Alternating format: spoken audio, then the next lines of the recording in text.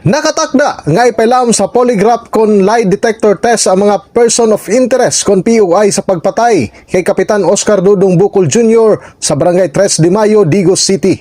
Kini ang ibutyag sa National Bureau of Investigation kon NBI 11 spokesperson Eli Llano. Diin ang maong proseso nakatakda nga ipaygayon karong bulana dinhi sa Davao City. Sigon pa ni Llano nga mamahimong mobalibad amo mga individual sanglit katungod usab nila kini. Wala tayong magawa kasi hindi naman yan mandatory talaga. Pero that would give a negative impression on their part if they would not subject to the process of investigation of the NBI. Una nang gibutyag sa NBI 11 nga nasa duha ka mga POI ang ilang ginatutukan sa maong kaso apan mas daghan pa ang ipailawom sa maong lie detector test. In the heart of changing lives, ako si Brigada Julius Pacot alang sa 93.1 Brigada News FM Davao, the Music and News Authority.